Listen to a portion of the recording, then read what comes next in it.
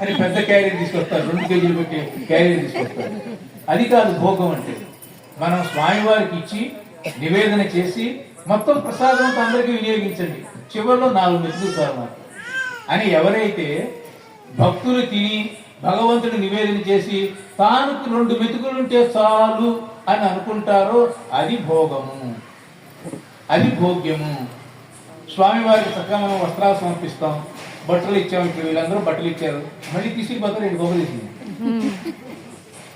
కాబట్టి ఏదైతే స్వామివారికి సమర్పణ చేసి స్వామివారు ఆనందంగా మనం ఇచ్చేది స్వీకరిస్తారో దాని భోగ్యము అన్నారు.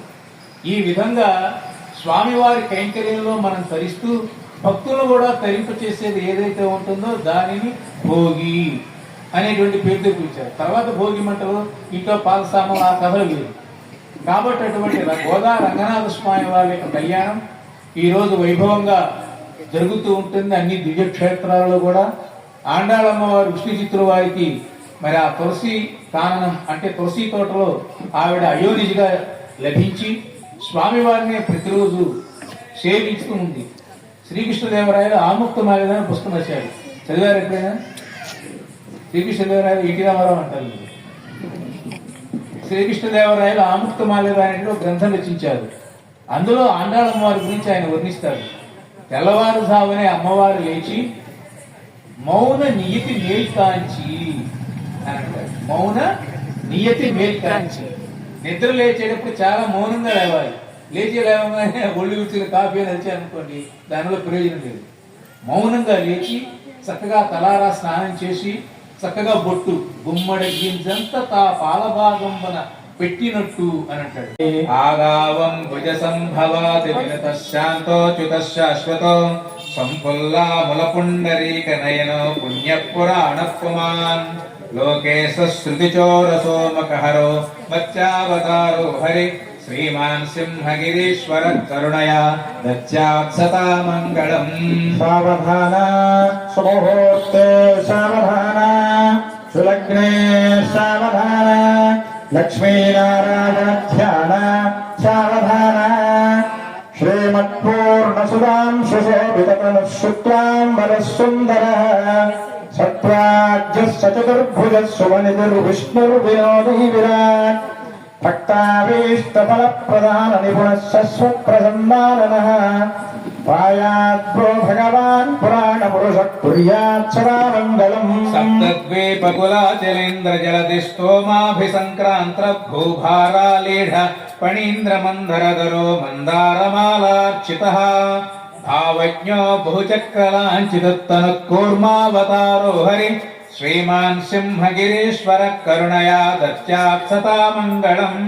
పాదేన కమటో వరాహను హరి కళ్యాణదాయీ వటుః భార్గవ్యో రఘునాయకో యదుపతిర్భుక్తశ్చలైవేదినః బ్రహ్మాదిస్తుతనామరూప విలసద్దేవో జగద్రక్షకః పాయాద్భో భగవాన్ పురాణ పురుష కుర్యాచ్చదా మంగళం. లీలాలోడిత సర్వసాగర జయ సంపూర్ణ చంద్ర ప్రభో హేమాక్షాసురదండనోద్యత భుజశ్చక్రాది దివ్యాయుధః దంష్ట్రాష్ట్రం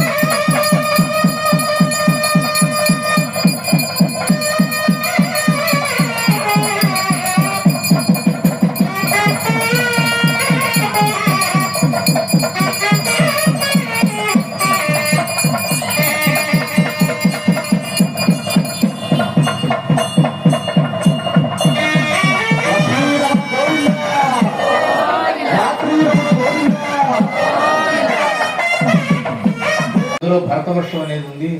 అందులో శ్రీరంగానికి ఉత్తర ప్రదేశంలో, శ్రీశైలానికి ఈశాన్య ప్రదేశంలో, కృష్ణా గోదావరి మధ్యలో పలానా తాడిగడప గ్రామం ఉంది. ఈ తాడిగడప గ్రామంలో మేమందరం కలిసి గోదావరినాథ స్వామి వారి కళ్యాణం మేము చేస్తూ ఉన్నాం. నీకు అన్నీ తెలుసు, అయినా తెలపడం మా యొక్క భక్తుల యొక్క లక్షణం కాబట్టి మేము తిరుగుతున్నాము. ఈ విధంగా గోదాదేవి అనేటువంటి కన్యను వరుడు అయిన నీకు మేమందరం కలిసి ఇస్తున్నాము. ఇటువంటి ఈ కన్యాదానం చేయటం వల్ల కలిగే ప్రయోజనం ఏమిటి అనేది ఆ మంత్రాల్లో చెప్పారు. తెలై సూర్యమండల పర్యంతం కృతరాశయ వర్ష సహస్రావశ అనే ఏకైక తెలాకృష్ణ క్రమేణ సర్వరాశికృష్ణ సంహిత కాలే శ్రీ హరిలోకే నివాసిత్యర్థం. అంటే ఆడపిల్లలు కనుక సహజంగా ఉన్నట్టయితే, కన్యాదానం కనుక చేసినట్టయితే వాళ్ళకి సకల సౌకర్యాలు కలుగుతాయని శాస్త్రవచనం. అట్లాగే ఆడపిల్లలు కనిస్తే కుదరదు, మనకి సర్వసౌఖ్యాలు వస్తున్నాయి కదా అని చెప్పి శాస్త్రం అంటే చెప్పింది. కన్యాదానం గొప్పదనం అంటే నువ్వు 20 ఏళ్ళు 25 ఏళ్ళు పెంచి పోషించి మళ్ళీ ఆ అమ్మాయిని ఇంకో ఇంటి దీపాన్ని వెలిగించడానికి నీ దీపాన్ని ఇస్తున్నావు. కొడుకు ఇక్కడే ఉంటాడు, కానీ ఆ అమ్మాయి అక్కడికి వెళ్ళిపోతుంది కదా. కాబట్టి ఒక ఇంటి దీపం ఇంకో ఇంటి దీపాన్ని వెలిగించడానికి వెళ్తుంది. కాబట్టి కడుపులో తల్లిదండ్రులకి కానరాని ఒక బాధ ఉంటుంది. అరే మన అమ్మాయిని అక్కడ ఇచ్చేసామే అని చెప్పి ఒక బాధ ఉంటుంది. అటువంటి బాధలన్నీ పోవటానికి కన్యాదాతకి ఎటువంటి అంటే తిలము అంటే నువ్వు గింజలు భూమి నుంచి మీరు పేర్చుకుంటూ సూర్యలోకానికి దాకా వెళ్ళారనుకోండి, కుదురుతుంది అసలు? కుదిరే వ్యవహారం కదా. ఒకవేళ కుదిరితే ఎన్ని కోట్లు ఉంటాయో అంతకాలం పాటు ఆ కన్యాదానం చేసినటువంటి తల్లిదండ్రులకి శుభముగాక అని ఏ లోకాలు ఏమిటి ఆ వివరాలను ఇచ్చారు. అటువంటి కన్యాదానం వల్ల గొప్పదనం ఏమిటంటే దానం మీరు ఇస్తారు. ఇప్పుడు మాకు 100 రూపాయలు ఇచ్చారనుకోండి, మేము తీసేసుకుంటాం. మళ్ళీ మీరు అడగకూడదు. రేపు పంతులు గారు పొరపాటు మీకు 10 రూపాయలు ఇద్దాం అనుకున్నాను, మళ్ళీ 90 రూపాయలు బ్యాక్ చేయమని మీరు అడగకూడదు. కాబట్టి 100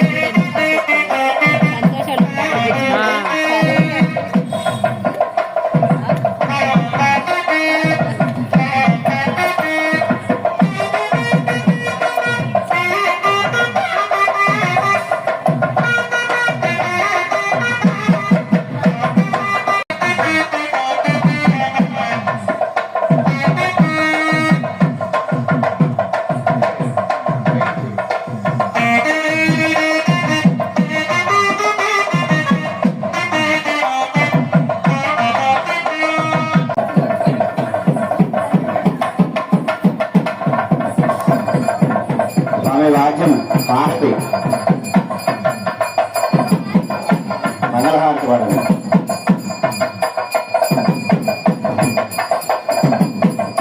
ఓం ప్రధాన్మయ గౌరాయ అమృతత్వాయ దేవహే జాగాంగ విశ్వనాంగ అమృత సత్య ప్రతిష్ఠితాం అమృతమయ గౌరాయ రసమన్నమిహాలిహే అవధ్యాయ శ్రీదకన అవిగన్న హృదంగ దుర్గమ్య గౌరాయ విభావోజే